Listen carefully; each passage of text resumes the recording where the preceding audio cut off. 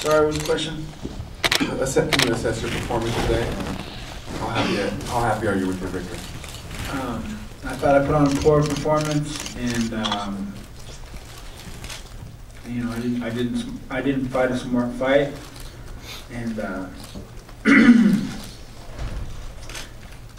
yeah, no, I'm not happy with my performance at all, and I wasn't 100% today. You know, I felt good, but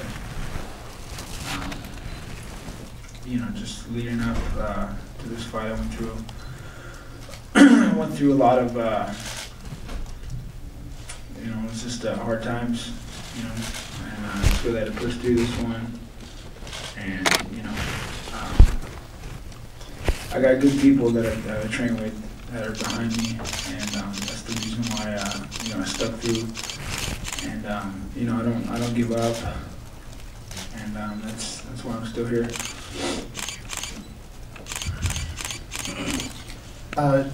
Question for Dana Michael Chavello from HDNet. I know you're a big boxing fan, and you wrote in your editorial in the program that you were hoping that this fight tonight, BJ and Nick, would be a throwback to the heady days of welterweight boxing, Sugar Ray Leonard, Roberto Duran, Hitman Hearns, etc. Do you feel it lived up to that this is a throwback in MMA terms, seeing it was mostly a boxing contest anyway, to those glory days of boxing in the 80s? No, I love this fight. I thought this fight was great, and you know, Nick might be upset with his performance and thinks he didn't fight a smart fight. You know, only they would know what the game plan was, but what they did fight tonight like was two warriors, man. Those two guys went in there toe to toe in the pocket, no backing up, no running around. Both of them, BJ and Nick. It was for you know me. I was on Twitter, and people were going crazy on Twitter. And you know, like I said, you have to respect both these guys. And it was exactly the fight that I thought it would be. It was awesome. And Nick, a question for you. In the first round, I thought BJ had the first round. You really turned it on the second. You seemed to find your range with that jab. You pull beautifully with it and sets up the right hand nicely that, you know, busted up BJ's eye and sent him to the hospital here tonight. Do you think there was a real turning point where you started to take control in the fight? And was it somewhere maybe in that second round that you really started to find your range? No, I think that I just kind of went for it a little more in the second round, but you know, my timing was really off. I didn't get the right type of sparring that I was needing, and you know, I didn't spend enough time working with my trainer the way that I should have, and you know, it's back and forth about a lot of things this whole you know, time I had to train for this fight. So I made it to the gym, and you know, I was there, I put in the hours, and I did everything I was supposed to do, and it was just the mandatory workouts and things that you know, that I have to do to make it through the, you know, just a mandatory amount of things that I do. That's what got me through it. But I wasn't working out 100%, and I wasn't feeling 100%. I was just doing everything. I wasn't leaving anything out. I just did everything that I normally do and I'm supposed to do, but I didn't do it with, I don't know how you say, like, I didn't go in there and feel good about it, and you know, I didn't really get into my games, like my strength games. I just, you know, just kept pushing through every day. So usually I build, you know, and this time I just pretty much, you know, pushed through every little bit of mandatory training that I had, but I missed out on a lot of good, it's not that I missed out, I just, I had a hard time, you know, I was real upset. I got fighting with, you know, just fighting with everybody about getting the right sparring. But this is the thing, you know, I just, there's people that I ain't get, you know, they're not taking care of me because they're not compensated. You know what I mean? My team needs to be compensated, and the people around me, you know, they're not getting nothing out of it. No, they're not getting no airtime. They're not getting paid like they should. My sparring partners, they're not getting paid like they should.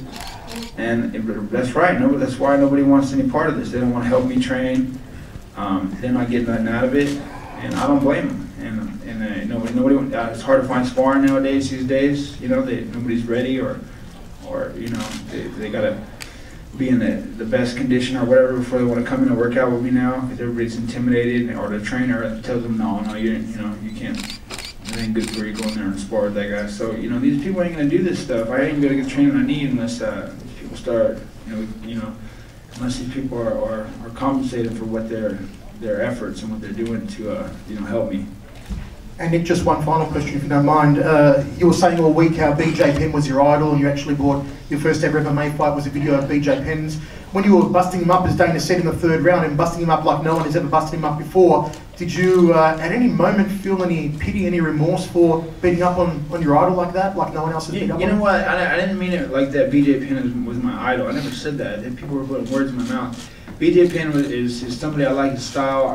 It's my favorite type of fighter because he was bringing the same type of style, because I said, he was coming from Half Grace Jiu-Jitsu, and, I think, he should represent that where he came from, and that's all I had, had against him, that's the, that's where I felt like I was in the right, maybe he was in the wrong. I had to find something to, to fight him about, and I think that, I don't know, maybe that's what I was going with. But yeah, there's a lot of people I look up to in this sport. I mean, maybe that you could call my idol before BJ Penn. He's one of my favorite people in the sport, I guess you could say. But it was just I trained with him before. I know him and his brothers and JD and all those guys, and I don't like walking past them and having give them dirty looks. I don't like walking past them and having nobody want to say hi to me and shake hands, but like we don't know each other, or that's just not the way it should be. I don't want to fight people I already know. I don't think that's what fighting's all about, and so I didn't want this fight, and so it wasn't motivating for me. On top of the fact that it wasn't motivating for a lot of people because I wasn't motivated the way that I should have been, and on top of that, I had a lot of arguments and fights with my whole camp about getting the type of training and sparring that I needed to in the first place, and I was doing a lot of training on my own, and that's why we had so much miscommunication, and I had a lot of issues with making the right type of press happen and showing up to that last press conference that I should have been at. But that's what I'm saying. If everybody else was compensated, I can't blame them. It's not their fault. They work hard. And it's time that they're compensated for what they do, and we wouldn't have an issue or any sort of miscommunication if they were coming up. Thanks, Nick. Thanks, Dana.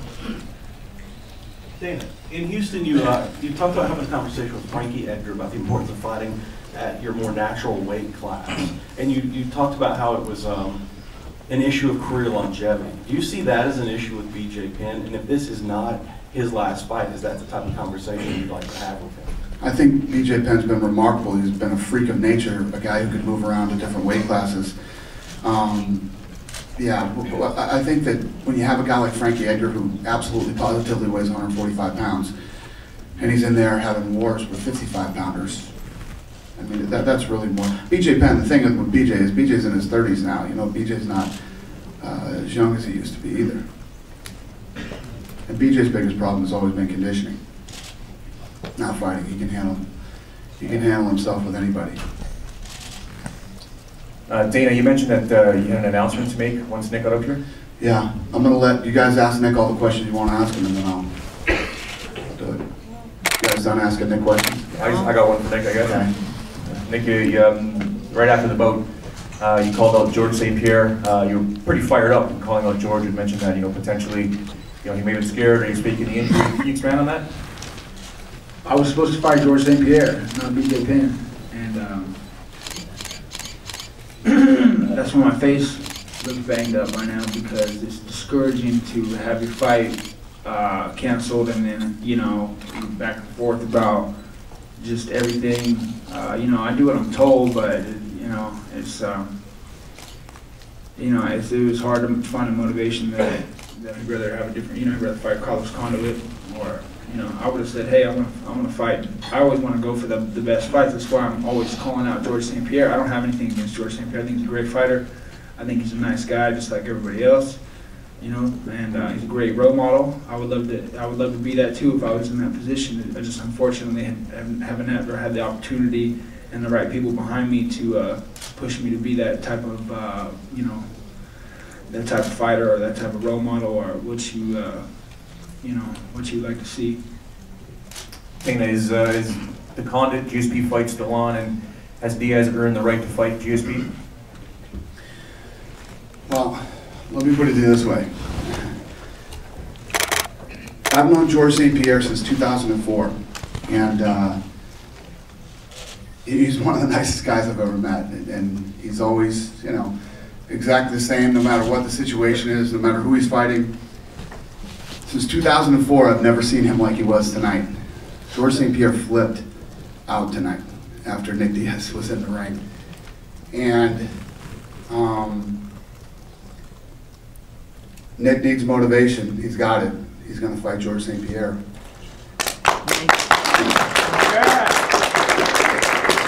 Carlos Condit has agreed to step aside and get the next guy. He said that Nick, I quote, you're going to think I'm full of shit, but this is the truth. I quote, he's the most disrespectful human being I've ever met, and I'm going to put the worst beating you've ever seen on him in the UFC, is what George St. Pierre said. And we called Carlos Condit, he's agreed, he stepped aside, and he wants to fight on that same card. So we're hoping to do this thing Super Bowl weekend in Las Vegas. There you go. See, I gotta come off just to get a fight. I gotta come off like that just to get a fight in this, you know what I'm saying? I gotta be the bad guy, you're gonna point the finger, make me the bad guy, I'm the bad guy, now I get a fight. It worked. Nick, I want to ask you about that then. I mean, it's Karen. Hey,